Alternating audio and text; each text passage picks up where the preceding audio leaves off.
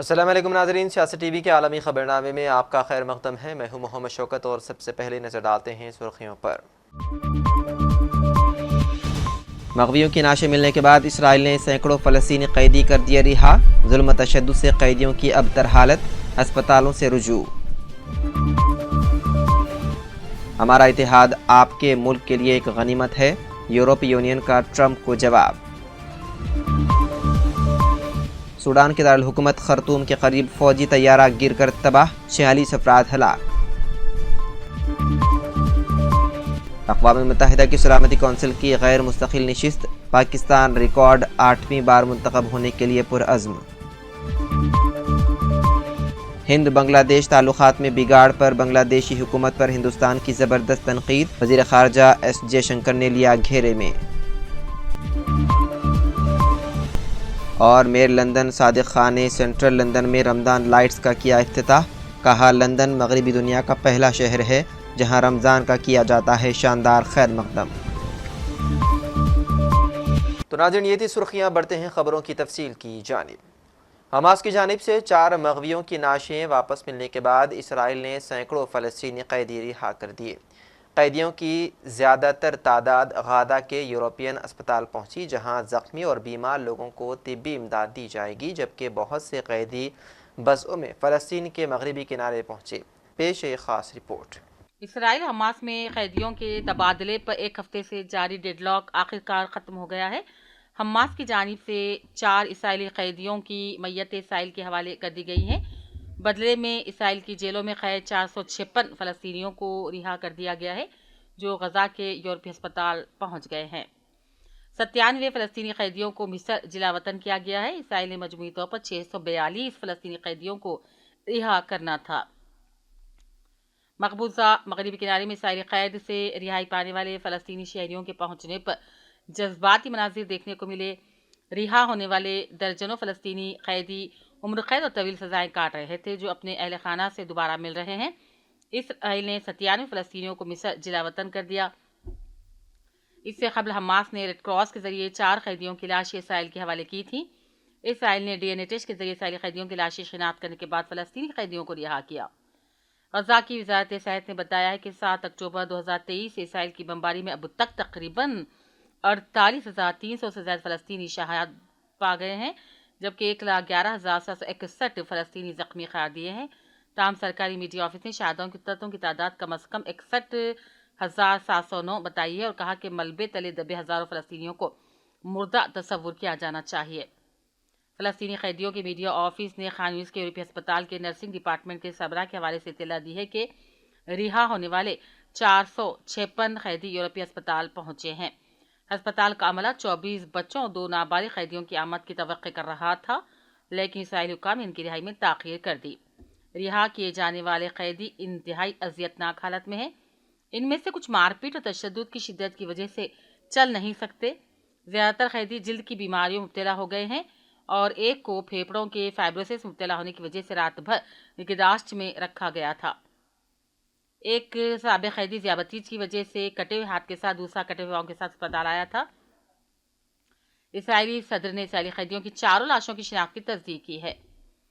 University of San Francisco میں مشرقی وسطیٰ کے مطالعے کے ڈائریکٹر نے کہا انہیں اس بات پر اطمینان ہے کہ قیدیوں کا تبادلہ مکمل ہوا۔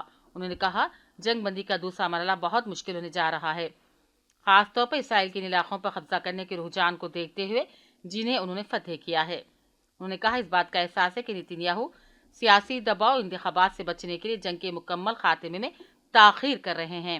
یہاں یہی سب سے بڑا مسئلہ ہے۔ اس بات کی کوئی توقع نہیں کہ جب انتظامیہ نیتن یاہو کو سمجھوتے پر مجبور کرے گا۔ بیورو رپورٹ، سیاست ٹی وی۔ ڈونلڈ ٹرمپ کے صدر منتخب ہونے کے بعد انہوں نے یورپی ممالک پر وقفے سے تنقید کا سلسلہ جاری رکھا ہوا ہے۔ فرانسیسی صدر ایمانوئل میکرون کے 2 روز قبل واشنگٹن کے دورے کے باوجود ٹرمپ نے یورپی یونین پر تنقید کی ہے۔ ٹرمپ نے کہا کہ یورپی یونین کا قیام امریکہ کو نقصان پہنچانے کے لیے کیا گیا تھا، تاہم یورپی ممالک کی طرف سے ان کے متنازع بیانات پر سخت رد عمل آیا ہے۔ یورپی کمیشن نے یونین کو ریاست متحدہ امریکہ کے لیے ایک نعمت قرار دیا۔ یورپی یونین کا کہنا ہے کہ ریپبلکن امریکی صدر کو اپنے ملک کے لیے ہماری مہربانیوں کا شکر گزار ہونا چاہیے. Announcing it very soon, and it'll be 25%, generally speaking, and that'll be on cars and all of the things. And European Union is a different case than Canada, different kind of case. They've really taken advantage of us in a different way. They don't accept our cars. They don't accept essentially our farm products. They use all sorts of reasons why not. And we accept everything of them. And we have about a $300 billion deficit with the European Union. Now, I love the countries of Europe. I guess I'm from there at some point a long time ago, right? But indirectly, pretty directly too, I guess. But I love the countries of Europe. I love all countries, frankly, all different. But the European Union's been, it was formed in order to screw the United States. I mean, look, let's be honest. The European Union was formed in order to screw the United States. That's the purpose of it. And they've done a good job of it, but now I'm president. What will happen if these countries or the EU retaliate? They can't. I mean, they can try, but they can't. China did. They They are imposed pledging to, tariffs sir. that went into effect. China's retaliatory right, tariffs on that's right, the that's 10th of February. Has there been any impact that you've been able to observe? That's right. No, they can do it, and they can try, but the numbers can never equal what ours, because we can go off. We are the pot of gold. We're the one that everybody wants, and they can retaliate, but it cannot be a successful retaliation, because we just go cold turkey. We don't buy anymore. And if that happens, Sudan کے دارالحکومت خرطوم کے قریب فوجی طیارہ گر کر تباہ ہو گیا، جس کے نتیجے میں 46 افراد ہلاک ہو گئے ہیں. سوڈانی فوجی طیارہ خرطوم کے قریب تکنیکی خرابی کے باعث گر کر تباہ ہو گیا. رپورٹ کے مطابق حادثے کے نتیجے میں 46 افراد ہلاک ہو گئے ہیں، جن میں فوجی اہلکاروں سمیت عام شہری بھی شامل ہیں. سوڈانی میڈیا کا بتانا ہے کہ فوجی طیارہ ایک عام شہری کے گھر پر جا گرا اور تباہ ہو گیا. واضح رہے کہ سوڈان سال 2023 سے خانہ جنگی کا شکار ہے اور سوڈانی فوج ریپڈ سپورٹ فورس نامی ایک مسلح تنظیم کے خلاف جنگ میں مصروف ہے، جو اس سے قبل سرکاری فوج کے ساتھ مل کر بھی کام کرتی رہی ہے. لندن کے میئر صادق خان نے سینٹرل لندن میں رمضان لائٹس کا افتتاح کیا. میئر لندن صادق خان نے کہا کہ لندن مغربی دنیا کا پہلا شہر ہے جہاں رمضان لائٹس لگائی جاتی ہیں، اور فخر کی بات ہے کہ ہم نے مسلسل تیسرے برس رمضان لائٹس لگائی ہیں. انہوں نے کہا کہ اسلاموفوبیا کا مقابلہ کرنے کے لیے ہمیں مقامی کمیونٹیز کو اپنے دین اسلام کے بارے میں بتانا ہوگا. مسلمان رمضان میں عبادت کرتے ہیں، چیریٹی دیتے ہیں اور غیر مسلموں کے ساتھ افطار بھی کرتے ہیں. میئر لندن کا کہنا تھا کہ بعض افراد مسلمانوں کے بارے میں غلط باتیں پھیلاتے ہیں، اس لیے ضروری ہے کہ ہم لوگوں کو اسلام کی اصل تصویر دکھانی ہوگی. امریکہ کے صدر ڈونلڈ ٹرمپ نے کابینہ کے پہلے اجلاس سے چند گھنٹے قبل اپنے سوشل میڈیا پلیٹ فارم پر اعلان کیا ہے کہ گروپ 11 مسک سے پہلے خوش ہے. جب ٹرمپ کا کابینہ کا پہلا اجلاس شروع ہوا تو ایسا لگ رہا تھا کہ کابینہ کے اراکین کا کام یہ ثابت کرنا تھا کہ وہ واقعی ایلن سے خوش ہیں.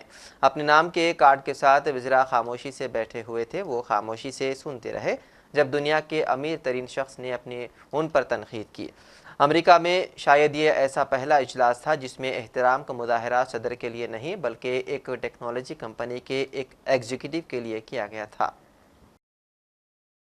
انتخابات میں اقوام متحدہ کی سلامتی کونسل کی غیر مستقل نشست پر پاکستان ریکارڈ 8ویں بار منتخب ہونے کے لیے پرعزم ہے. پاکستان ایشیائی ممالک کے گروپ سے متفقہ امیدوار کے طور پر حمایت حاصل کر چکا ہے. اقوام متحدہ کے تمام رکن ممالک اس وقت 15 رکنی سلامتی کونسل میں 5 غیر مستقل ارکان کا تقرر کرنے میں مصروف ہے. دعوے داروں میں ڈنمارک، یونان، پاکستان، پاناما اور صومالیہ شامل ہیں. ہر علاقائی گروپ نے اس بلا مقابلہ دوڑ میں ایک امیدوار پیش کیا جسے کلین سلیٹ کہا جاتا ہے. خیال رہے کہ سلامتی کونسل 15 ممالک پر مشتمل ہے جس میں 5 مستقل اور 10 غیر مستقل ارکان شامل ہیں. بنگلہ دیش میں سیاسی بحران کے درمیان طلبہ نے ایک نئی سیاسی پارٹی بنانے کی پہل کی ہے. ANI کے ساتھ ایک انٹرویو میں طلبہ تنظیم کے ترجمان نے کہا کہ ہم نے محسوس کیا ہے کہ موجودہ سیاسی جماعتوں کے نظریات بنگلہ دیش کے تمام لوگوں کی نمائندگی نہیں کرتے. انہوں نے کہا کہ وہ بنگلہ دیش کو جنوبی ایشیا میں ایک جدید اور اہم ملک کے طور پر بنانا چاہتے ہیں. اور وہیں دوسری طرف وزیر خارجہ ایس جے شنکر نے ہند بنگلہ دیش تعلقات میں بگاڑ پر بنگلہ دیشی حکومت کو گھیر لیا. دہلی میں ایک تقریب سے خطاب کرتے ہوئے انہوں نے بنگلہ دیش میں اقلیتوں کے خلاف مظالم کا مسئلہ اٹھایا. اس کے علاوہ دونوں ممالک کے کشیدہ تعلقات کے لیے حکومت بنگلہ دیش کو ذمہ دار قرار دیا. History with Bangladesh, a very special history with Bangladesh, which goes back to 1971. Now, things happened there last year, all of you are aware of it.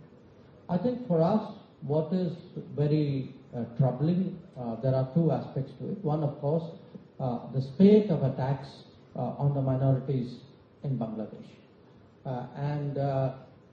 I think, obviously, it is something which impacts our thinking, and it is something which we have to speak up about, which we have done. The second is, they have their politics. We can agree, we can disagree, but at the end of the day, we are a neighbor. They have to make up their mind. اور آخر میں سرخیوں پر ایک اور نظر۔ مغویوں کی نعشیں ملنے کے بعد اسرائیل نے سینکڑوں فلسطینی قیدی کر دیا رہا، ظلم و تشدد سے قیدیوں کی ابتر حالت، اسپتالوں سے رجوع۔ ہمارا اتحاد آپ کے ملک کے لیے ایک غنیمت ہے، یورپی یونین کا ٹرمپ کو جواب۔ سوڈان کے دارالحکومت خرطوم کے قریب فوجی طیارہ گر کر تباہ، 46 افراد ہلاک۔ اقوام متحدہ کی سلامتی کونسل کی غیر مستقل نشست، پاکستان ریکارڈ 8ویں بار منتخب ہونے کے لیے پرعزم۔